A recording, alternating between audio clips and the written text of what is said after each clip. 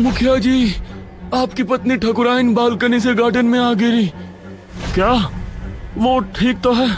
उनको चोट तो नहीं आई है मुखिया जी, लेकिन उनकी आंखों में खौफ नजर आ रहा है और वो कुछ बोल भी नहीं रही हैं। हे भगवान! ये सुनकर सभी गांव के लोग और तांत्रिक बाबा जी मुखिया जी के साथ हो लिए। सभी घर पहुंचे तो ठकुराइन पलंग पर पड़ी थी। ठकुराइन, क्या हुआ आपको? हमें कुछ तो बताइए। मुखिया जी को सामने पाकर ठकुराइन उनसे लिपट गई। ए जी। कुछ देर ठकुराइन ऐसे ही मुखिया जी के गले लगी रही और फिर हिम्मत करके बोली, मुझे बहुत ही भयानक सपना दिखाई दिया और फिर ऐसा लगा कि कोई मेरा पैर खींच रहा है। मैं अपने आप बालकनी में खींची चली गई और अपने आप को संभालने की कोशिश की तो गार्डन में जा गिरी। उसके बाद मुझे होश ही नहीं रहा कि मैं कहाँ हूँ। ये सुनकर सभी हैरान रह गए और तांत्रिक बाबा बोले, ठकुराइन जी, क्या आपके घर से आपकी कोई चीज गायब है? इस पर ठकुराइन ने सोचकर जवाब दिया, हाँ, हमारा पुश्तैनी हार गायब है। कल शाम हमने उसे उतारकर अलमारी में रखा था, लेकिन अब वो कहीं नहीं मिल रहा। यह सुनकर बाबा ने मुखिया जी की तरफ देखा और बोले, ठकुराइन का खास ख्याल रखा जाए। लगता है किसी ने कुएं से अपनी ख्वाहिशें मांगी है और उसने ठकुराइन के हार को कुएं में डालकर इनकी जान का सौदा किया है। यह सुनकर सभी लोग डर गए। ठकुराइन के चेहरे पर आया खौफ और ज्यादा बढ़ गया और मुखिया जी की आंखों से आंसू निकल पड़े। मैं आपको कुछ नहीं होने दूंगा ठकुराइन, कुछ नहीं होने दूंगा। अब फिर से गांव में डर का माहौल छा गया था। ठकुराइन की सुरक्षा में मुखिया जी ने कई आदमी लगा दिए थे। रात होने पर सभी अपने अपने घरों में घुस गए थे। मैं भी दादाजी के साथ बरामदे में ही बैठा सोच में डूबा था। रोहन बेटा, तुम क्या सोच रहे हो? अब कुछ नहीं दादाजी, बस मैं दादाजी को और परेशान नहीं करना चाहता था, इसलिए मैंने उनको नहीं बताया कि मुझे कोई आवाजें सुनाई देती हैं। रात होने पर जब मैं पलंग पर गया तो फिर से मुझे वो आवाज सुनाई दी। रोहन, आ जाओ रोहन, मैं तुमको जंगल घुमाऊंगी। इस बार अपने साथ हल्दी की गांठें मत लाना। यह आवाज सुनकर मैं दबे पांव घर से बाहर निकला और जंगल की तरफ रवाना हो गया। वो औरत मुझे नजर आई और इस बार भी मैं चुपचाप उसके पीछे हो लिया।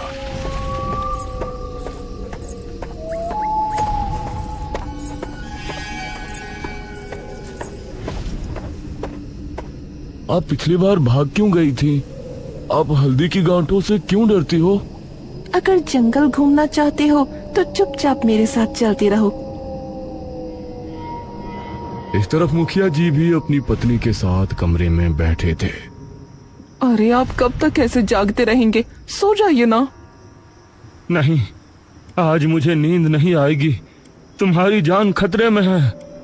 ठीक है मेरे पति देव, मैं भी देखती हूँ अब कब तक मेरे लिए जागते रहते हैं। इस तरफ मैं कुंड के सामने बैठ चुका था। अब तुम अपनी आंखें बंद कर लो। उसके कहने पर मैंने मेरी आंखें बंद की और फिर उसने मेरे कंधों पर हाथ रखकर मंत्र पढ़े। काफी देर तक मंत्र पढ़ने के बाद वो मुझसे अलग हुई। अब तुम आंखें खोल सकते हो। मैंने आंख खोली तो पाया कि सामने एक मटका रखा हुआ है। इस मटके को उठाओ और मेरे साथ आओ। लेकिन आपने तो कहा था कि विधि करने के बाद मैं झरने पर जा सकता हूँ और पेड़ों पर भी चढ़ सकता हूँ। वो तो तुम कर सकते हो रोहन, लेकिन इसके पहले तुमको मेरा एक काम करना पड़ेगा। मैं तुम्हारे लिए इतना कर रही हूँ, क्या तुम मेरा काम नहीं करोगे? यह सुनकर अब मुझे थोड़ा सुकून मिला। यही तो मैं जानना चाहता था। ऐसा कौन सा काम है जिसके लिए वो मुझे आवाजें लगाया करती थी? कौन सा काम था जिसके लिए उसने सिर्फ मुझे चुना? मैंने मटका उठाया और उसके साथ हो लिया अब वो मुझे अंधेरे जंगल की तरफ ले जाने लगी। मैं भी उसके पीछे चुपचाप चल रहा था और कुछ कदम ही चलने के बाद मैंने देखा कि वो कुआं ठीक हमारे सामने है। कुएं के पास पहुंचकर उसने मटकी को कुएं की बाउंड्री पर रखा। क्या मुझे यहाँ पानी भरवाने लाई हो? सब पता चल जाएगा, अभी तुम अपनी आंखें बंद करो। उसके कहने पर मैंने झट से अपनी आंखें बंद कर ली। दूसरी तरफ ठकुराइन आराम से मुखिया जी के पास सो रही थी। मुखिया जी की भी अब आंख लग गई थी। तभी उसकी ओढ़ी हुई चादर अपने आप खिसकने लगी। उसके बाद किसी ने जोरों से ठकुराइन का पैर खींचा। उसकी आवाज सुनकर मुखिया जी नींद से जागे। ठकुराइन! मुखिया ने जल्दी से अलमारी से एक माला उठाई जो हल्दी की गांठों की बनी थी। ठकुराइन अपने आप घसीटते हुए घर से बाहर निकली। मुखिया उसके पीछे भाग रहा था। वह जंगल के अंदर पहुंचने ही वाली थी। इसके पहले ही मुखिया ने उसके हाथ को पकड़ा और झट से उसके गले में माला डाल दी। तभी एक आवाज फिजा में गूंजी। तुम ठीक तो हो? जी मैं ठीक हूँ। मुखिया ठकुराइन को फिर से घर ले गया। अब तुम अपनी आंखें खोल सकते हो। मैंने मेरी आंखें खोली तो अब उस मटके का मुंह कपड़े से ढका हुआ था। हाँ, उठाओ इसे और मेरे साथ चलो। इस बार तुमको आगे चलना है, रास्ता मैं बताऊंगी। मैंने उस मटकी को उठाया जो काफी भारी लग रही थी और उसके बताए रास्ते पर आगे बढ़ने लगा। काफी देर चलने के बाद मैं एक गुफा पर पहुंचा। इसके अंदर चलो।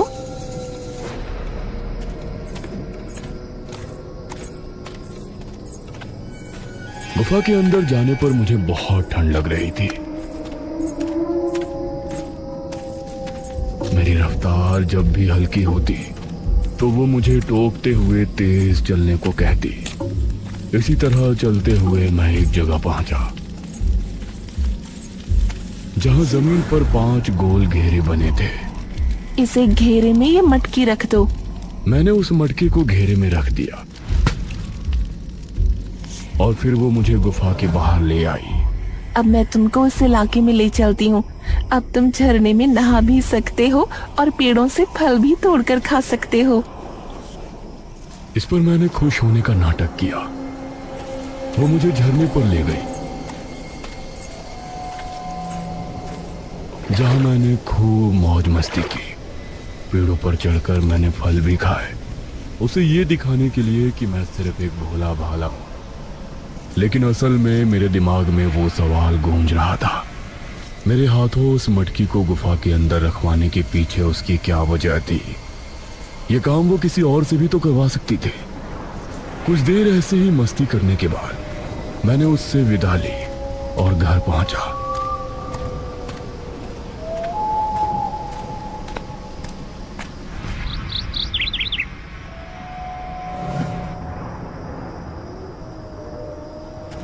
अब इसी तरह से रोजाना वो मुझे बुलाती और एक घेरे में एक मटकी रखवाती। अब 3 रातें पूरी हो गई थी और 3 मटके गुफा में पहुंचाए जा चुके थे। मेरे मन में अब ये जानने की जिज्ञासा थी कि उन मटकों में ऐसा क्या होता है जो वो मुझे नहीं बताती। अपनी आंखें बंद कर लो। उस रात मैंने मेरी सिर्फ एक ही आंख बंद की जो उसकी तरफ थी और दूसरी खोली रखी। उसने मंत्र पढ़ना शुरू किया और तब मैंने एक बेहद डरावना दृश्य देखा। आज रात मटके को उठाते हुए मुझे अजीब सा डर लग रहा था, लेकिन मैंने उसे जाहिर नहीं होने दिया।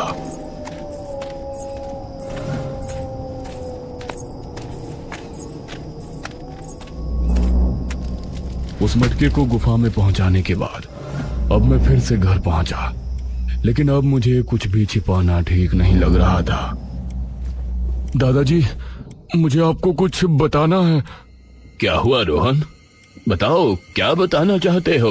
मैंने दादाजी को अब आवाजों से लेकर सारी बात कह सुनाई, जिसे सुनकर दादाजी ने मुझे एक थप्पड़ लगाया।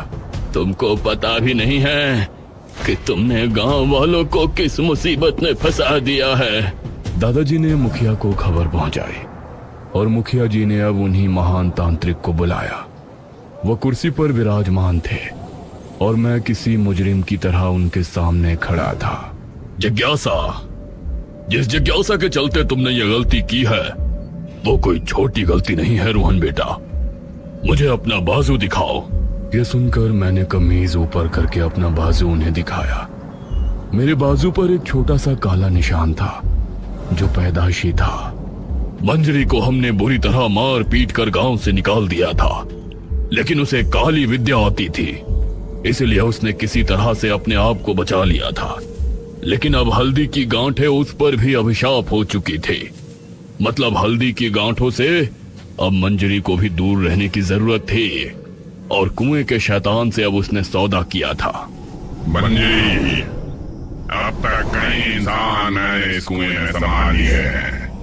अब तुम जाओ तो अपनी शक्तियां बढ़ाने के लिए और मुझे इस कुएं से आजाद कराने के लिए एक विधि कर सकती हो।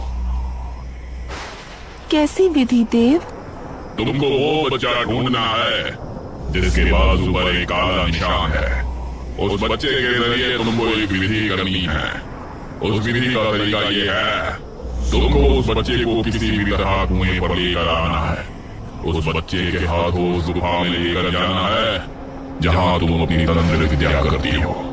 तो एक महामंत्र पढ़ने के बाद तुम्हारे और मेरे ऊपर से हल्दी की गांठों का अभिशाप हट जाएगा और फिर हम दोनों और शक्तिशाली हो जाएंगे।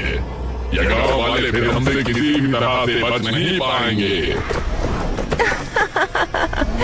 मैं ऐसा जरूर करूंगी देव, जरूर करूंगी। ये सुनकर सभी गांव वाले हैरान रह गए और मेरा तो मानो खून ही जम गया था। इसका मतलब उसने मेरे जरिए अपनी आधी से ज्यादा विद्या को पूरी कर लिया है।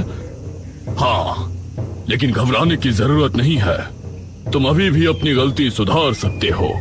तांत्रिक बाबा मुझे एक कुटिया में ले गए और मुझे अकेले में कुछ समझाया।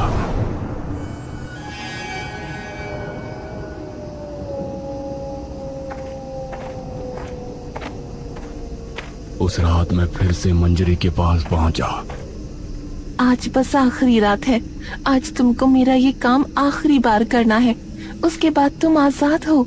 फिर तुम कभी भी जंगल आ सकते हो। तुमको मेरा काम करने की जरूरत नहीं पड़ेगी। मुझे बहुत खुशी है कि मैं आपके काम आ सका।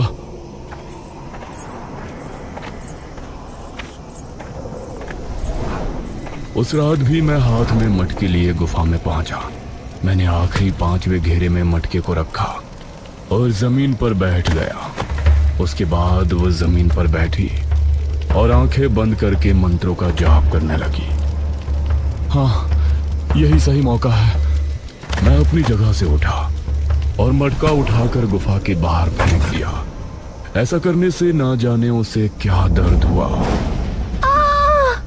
वो चीखती हुई अपनी जगह से उठ गई। ये क्या कर रहा है तू? मैंने जल्दी से बाकी मटके भी उठाए और गुफा के बाहर फेंक दिए। उसने अपना लबादा उतार फेंका और मैंने पहली बार उसका चेहरा देखा। गुस्से की वजह से मानो उसकी आंखों में अंगारे दहक रहे थे। वो मुझ पर झपटी। इस हाथापाई में उसके बाल खुल गए और मैं उसे धक्का देकर बाहर भागा। नहीं बचेगा तू, नहीं बचेगा। वो मेरे पीछे भागी। मैं एक बरगद के पेड़ के नीचे पहुंचा। वहां पर मैंने जमीन से एक हल्दी की गांठ निकाली और उसे उठा लिया। वहीं रुक जाओ। मेरे हाथ में हल्दी की गांठ देखकर वो वहीं रुक गई और हैरानी से मुझे देखने लगी। अब मुझे वो दृश्य याद आया जब मैं बाबा के साथ कुटिया में गया था। जिस तरह वो शैतान हल्दी की गांठों से डरता है, उसी तरह मंजरी भी हल्दी की गांठों से डरती है। उन मटकों को वो खुद नहीं छू सकती, उन्हें सिर्फ तुम ही छू सकते हो। ऐसे में तुम ही हो जो उसे उसके इरादों में कामयाब होने से रोक सकते हो। बाबा मैं करूंगा। मैं उस गुफा के अंदर जाकर अभी उन मटकियों को बाहर निकाल देता हूं। नहीं रोहन, ऐसा नहीं करना। उन मटकियों को गुफा में रखने का और बाहर निकालने का मुहूर्त सिर्फ मध्य रात्रि का ही है। उस समय वो भी तुम्हारे साथ होगी। ऐसे में तुम एक काम कर सकते हो, तुमको बहुत चालाकी से काम लेना होगा। मैं दिन में गुफा के अंदर तो नहीं आ सकता, लेकिन एक काम कर सकता था। मैं हल्दी की गांठ लिए दिन में यहाँ आया और मैंने इस बरगद के पेड़ के नीचे यह हल्दी की गांठ छिपा दी। इसके बाद मेरा यहाँ आना और मटकियों को गुफा से बाहर निकालना, वो सब मेरे प्लान का हिस्सा था। अब तुम मेरा कुछ नहीं बिगाड़ सकती। फिलहाल तो मैं जा रही हूँ, लेकिन मैं तुझसे बदला जरूर लूंगी, नहीं छोड़ूंगी तुझे। ये कहकर वो बिजली की रफ्तार से वहां से चली गई और उसके जाते ही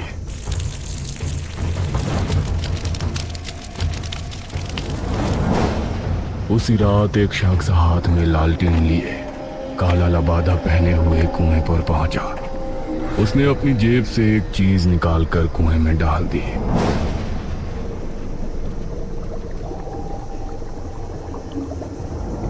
और फिर लालटेन को कुएं में फेंककर वहां से भाग निकला।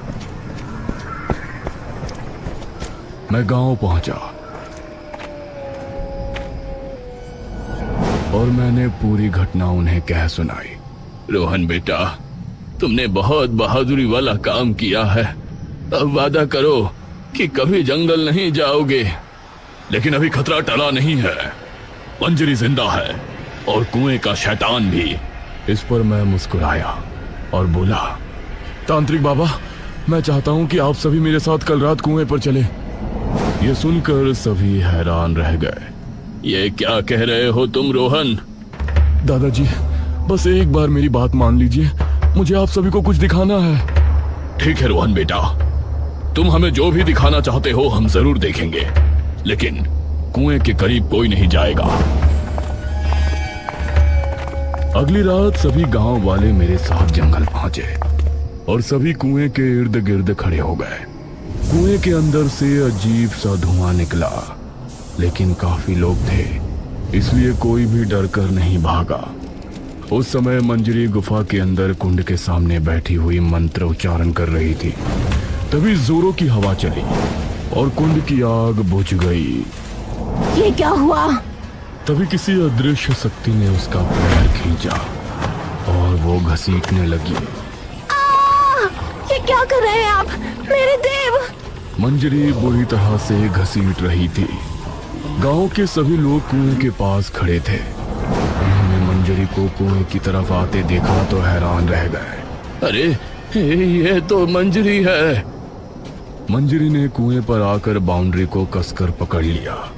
मंजरी आंटी, कल रात आप जब मेरा गला दबा रही थी तो मैंने आपके कान की बाली उतार ली थी और फिर कल ही मैंने उस बाली को कुएं के अंदर डालकर अपनी ख्वाहिश मांगी कि कुएं का शैतान आपको अपने अंदर खींच ले और उसके बाद ये कुआं हमेशा के लिए शैतान से मुक्त हो जाए। ये सुनकर मंजरी के साथ सभी गांव वाले भी हैरान रह गए। मंजरी चीखती हुए कुएं के अंदर जा गिरी और फिर चारों तरफ सन्नाटा छा गया। तभी कुएं के अंदर से काला धुआं निकलकर ऊपर आसमान में चला गया। रोहन बेटा, तुमने पूरे गांव को खतरे से बचा लिया, पूरे गांव को। तुम बहुत बहादुर हो, मुझे तुम पर गर्व है बेटा। दादाजी ने फक्र से मुझे गले लगा लिया। सभी गांव वाले अब बहुत खुश थे, क्योंकि उस रात के बाद से कुएं का खौफ हमेशा के लिए